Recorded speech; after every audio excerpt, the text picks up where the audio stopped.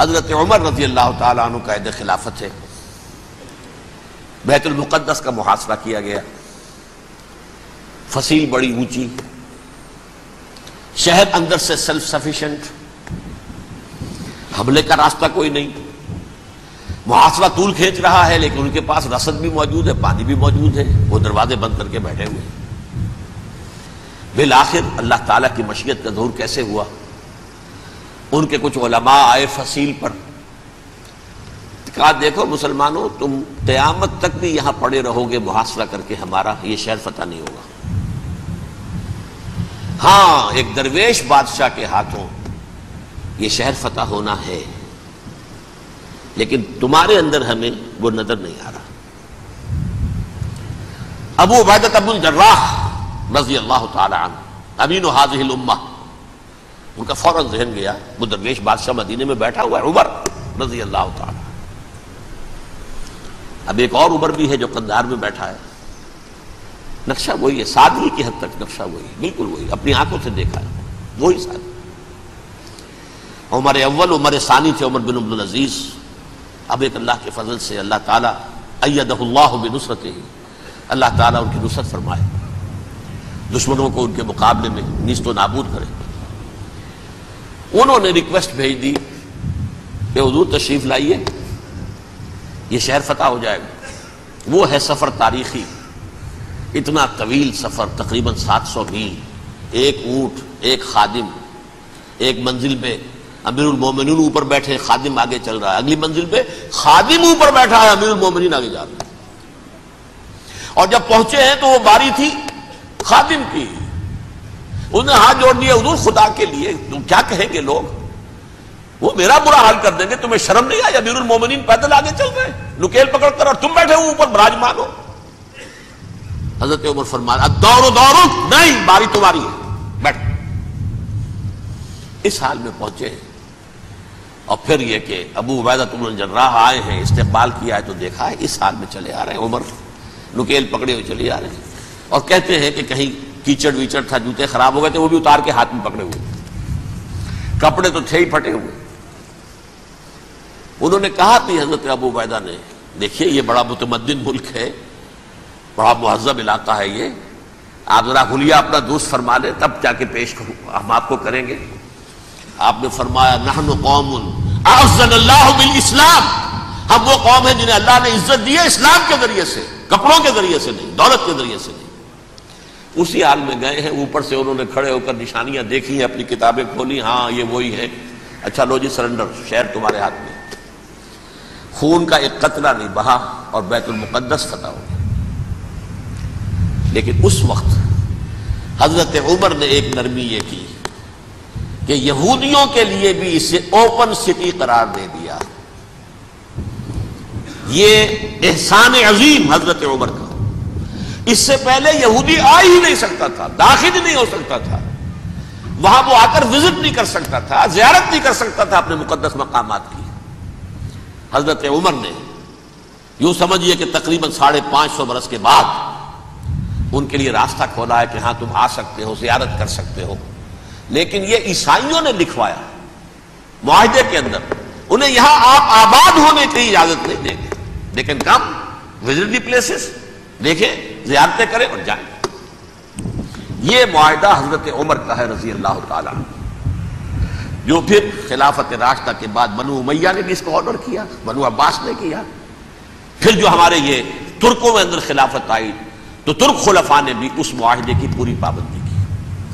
فلسطین میں آ سکتے ہیں یہودی صرف زائرین کی حیثیت سے، وہاں آباد نہیں ہو سکتے۔ اب آئیے اگلا دور آیا حضرت عثمان کا دور خلافت۔ یہ ہے وہ وقت کہ اب یہود نے امت مسلمہ کی پیٹھ میں چھڑا ٹھوکا۔ وہ کیسے؟ ایک یہودی عبداللہ ابن سبا اسلام کا لبادہ اوڑھ کر آ گیا، معاشرے کا جائزہ لے لیا، ان میں بنو ہاشم اور بنو امیہ میں جو پرانی کشاکش تھی اس کے کچھ نہ کچھ جراثیم باقی ہیں، اگر ان کو ذرا بھڑکا دے تو مسلمانوں میں انتشار پیدا ہو جائے۔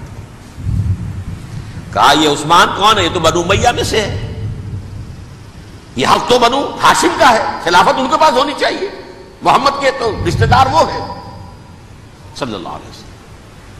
عوام الناس کے اندر بات پھیلنی شروع ہوئی، پھر ایک بڑی سازش کے انداز میں حضرت عثمان کے خلاف پروپیگنڈا، حضرت عثمان کے جو عاملین تھے، گورنر تھے، ان کے خلاف پروپیگنڈا، اور ایسی ہوشیاری کرتے تھے کہ کوفے میں کوفے کے حاکم کے خلاف کچھ نہیں کہنا، اجی مصر میں یہ ہو رہا ہے، اجی شام میں یہ ہو رہا ہے، اجی یہ جو عثمان ہے وہ یہ کر رہا ہے، یہ ظلم ہو رہا ہے، یہ لوٹ مار ہو رہی ہے، یہ خیانتیں ہو رہی ہیں۔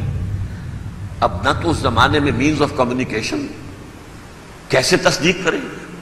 افواہیں تو آپ آج کراچی کے اندر شروع ہو جائے تو پتہ نہیں چل سکتا کسی کو کہ کیا اس میں صداقت ہے کیا جھوٹ ہے، اور بری بات جو ہے فطرت انسانی کی کمزوری ہے وہ فوراً قبول کرتا ہے، کسی کے بارے میں اچھی بات ماننے کو تیار نہیں ہوتا لیکن بری بات تو فوراً تیار ہے۔ بہرحال یہ فتنہ انہوں نے اٹھایا، حضرت علی کی الوہیت کا فتنہ اٹھایا، حضرت عثمان کے خلاف الفتنۃ الکبریٰ برپا کیا، حضرت عثمان شہید ہوئے۔ اس کے بعد 5 برس تک مسلمان ایک دوسرے کی گردنیں کاٹتے رہے، باہمی خانہ جنگی ہوئی، امت کو وہ زخم لگایا ہے جو آج تک جس سے خون رس رہا ہے۔ یہ شیعان عثمان اور شیعان علی تھے جو بعد میں پھر سنی اور شیعہ ہو اور آج تک فتنہ کس نے جگایا؟ ایک عبداللہ ابن سبا یہودی اور اس کے کارندے، شیطان کا ایجنٹ، اور انسانوں میں سے بھی اس کے جو بھی حواریین تھے اور شیطانوں کے اندر سے بھی تھے، انہوں نے بھی اس آگ کو بھڑکایا۔ یہ آپ سوچ لیجئے کہ یہ کس نے وہ زخم لگایا؟ یہودی۔ اگلا دور آیا، خلافت راشدہ ختم ہوئی، بنو امیہ کا بھی دور کافی گزر گیا۔ طارق ابن زیاد 712 عیسوی میں حملہ کرتے ہیں اسپین پر۔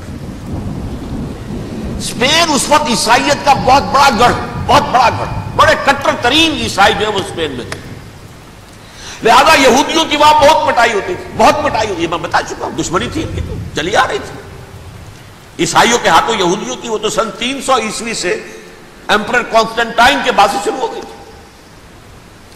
اس حوالے سے یہودیوں نے اس وقت چالاکی یہ برتی، کچھ راستے واسطے بتائے، کچھ مدد کی طارق ابن زیاد کی۔ طارق ابن زیاد نے انہیں اپنا محسن سمجھا، ہسپانیہ فتح ہو گیا تو یہودی چونکہ محسنین کی فہرست میں آ چکے تھے، انہیں بہت اقتدار نصیب ہوا، بڑی سپورٹ مسلمانوں نے دی۔ ان کے بڑے بڑے علماء جو ہیں اسی دور کے اندر پیدا ہوئے، بڑے بڑے تھنکرز ان کے اسی دور میں پیدا ہوئے۔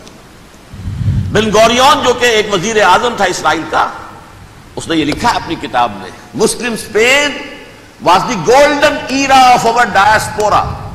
وہ ڈائسپورا جو 70 عیسوی سے شروع ہوا تھا اور 1917 عیسوی تک جاری رہا ہے، اس میں سے گولڈن ایرا ہمارا جو تھا وہ مسلم اسپین تھا، ہسپانیہ میں بیٹھ کر ہم نے عیش کیے۔ لیکن وہاں سے انہوں نے اور جو کچھ کیا، یہ تو داستان کے بہت سے گوشے ہیں، لیکن میں جس اسٹریٹ لائن میں چل رہا ہوں اس کے اعتبار سے ایک بات سمجھ لیجیے، وہاں بیٹھ کر انہوں نے اب عیسائیت کی پیٹھ میں چھرا گھونپا، پروٹیسٹنٹ مذہب پیدا کیا، تقسیم کر دیا، جیسے شیعہ سنی کی تقسیم، عبداللہ ابن سبا، رومن کیتھولک اور پروٹیسٹنٹ کی تقسیم، یہودی علماء۔ ہوتا کیا تھا، ہسپانیہ کی یونیورسٹیاں ہیں، کارڈووا میں ہے، ٹولیڈو میں ہے، گریناڈا میں ہے، غرناطہ، قرطبہ، تولیتلا، اور وہاں آتے تھے لوگ، فرانس سے چلے آ رہے ہیں نوجوان پڑھنے کے لیے، جرمنی سے چلے آ رہے ہیں، اٹلی سے چلے آ رہے ہیں، 3 ہی ملک قریب ترین پڑھتے ہیں سینٹرل جو یورپ کے ہیں۔ یہاں پر جو ہے وہ اسلام جو نور پھیلا رہا تھا اس سے بھی مستفیض ہوئے، جہالت کے جو ہے پردے ان کے وہ چھٹے، اس کے ساتھ ہی وہ یہودی وہاں ان کے اندر جو جراثیم داخل کر رہے تھے وہ اس عیسائیت کے خلاف بغاوت تھے جو اس وقت دنیا میں